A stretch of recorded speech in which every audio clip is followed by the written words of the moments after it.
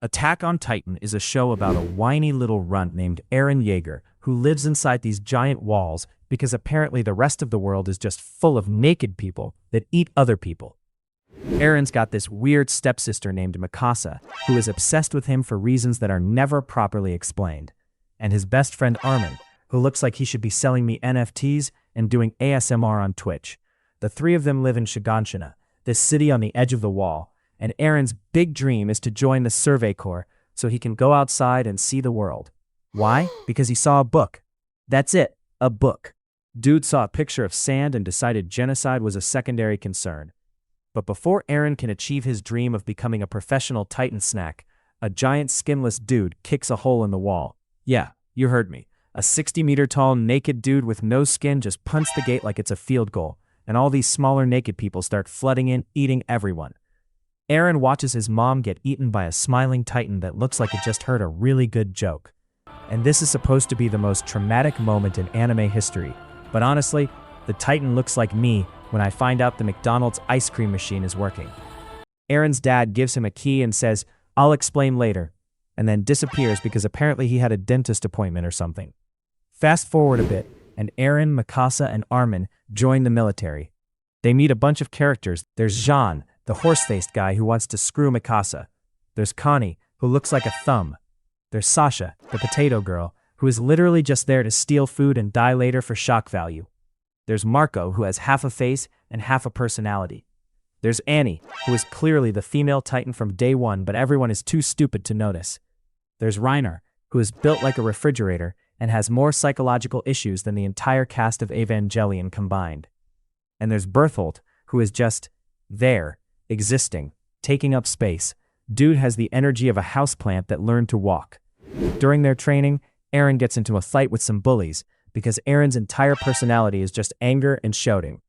Mikasa beats them up because Mikasa's entire personality is Eren and Scarf. And Armin cries because Armin's entire personality is crying and talking. Then, the colossal Titan shows up again and kicks a hole in wall rows. Titans pour in. Eren gets eaten while saving Armin. But plot twist, Eren can turn into a Titan. Yeah, he just starts punching other Titans from inside a Titan because that's a thing now. Everyone is shocked. The military wants to kill him, but then he plugs the hole with a giant rock, and everyone is like, "Okay, you're cool now, I guess. By the way, nobody asks where the rock came from. It just appeared." Next arc is the female Titan. The Survey Corps goes outside the walls and gets absolutely massacred because apparently nobody told them that Titans can run. The female Titan shows up and starts doing MMA on everyone. She kills some red shirts. Levi's squad gets wiped out because Eren didn't trust them and transformed. Turns out the female Titan is Annie. Wow, what a shock, said nobody. Annie literally has the same nose, same hair, same fighting stance, and the same ass.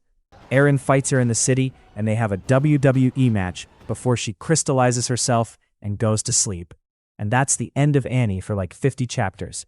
Then we get the Beast Titan. He's a giant ape that throws baseballs at people and talks.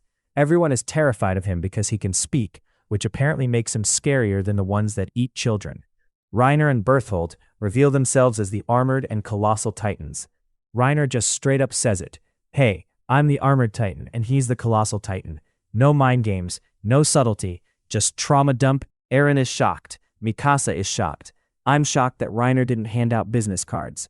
They kidnap Eren and Ymir, who is this weird lesbian Titan that eats people and then acts surprised about it, and they run off to Wall Maria. There's a big chase. The Survey Corps catches up. Eren fights the armored Titan and discovers he has the coordinate power, where he can control Titans by touching a royal-blooded person. He touches a Titan that used to be Dina, his dad's first wife, and commands a bunch of Titans to eat Reiner and Bertholdt. They escape, though, because plot armor is the strongest Titan power.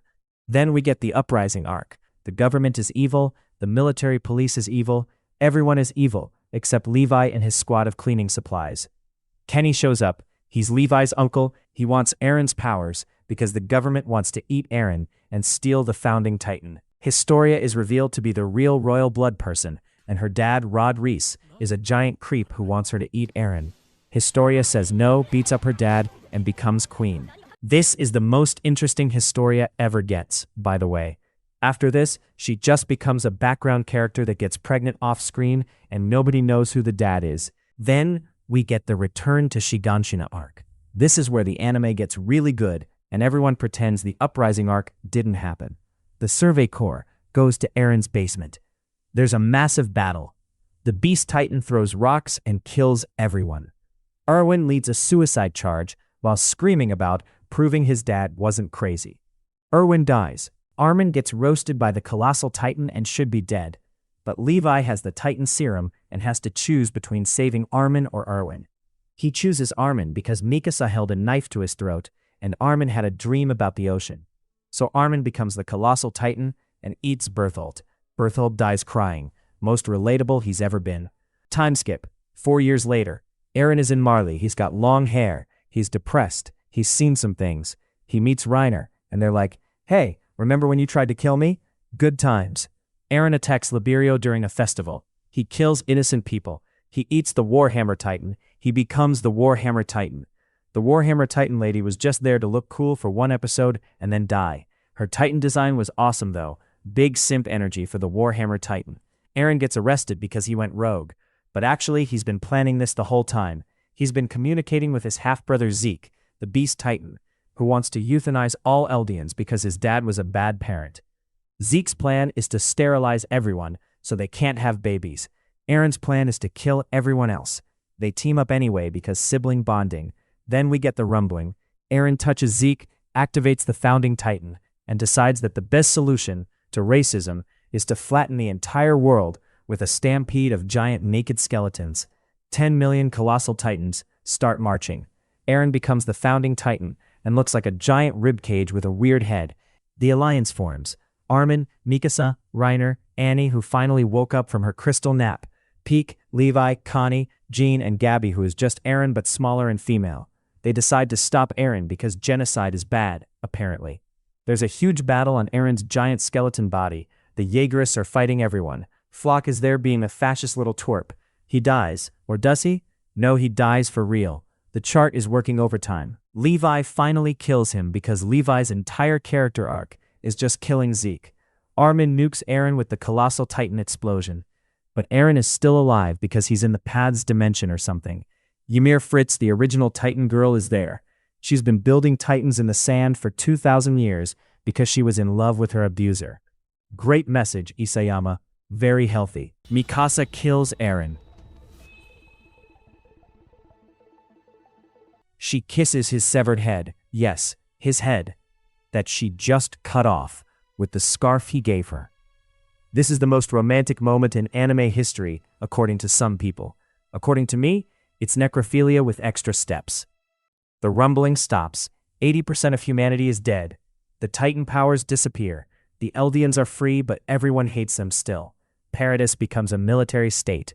Armin becomes a diplomat. Mikasa buries Eren's head under a tree, and she keeps visiting it until she dies of old age. And that is the end of Attack on Titan.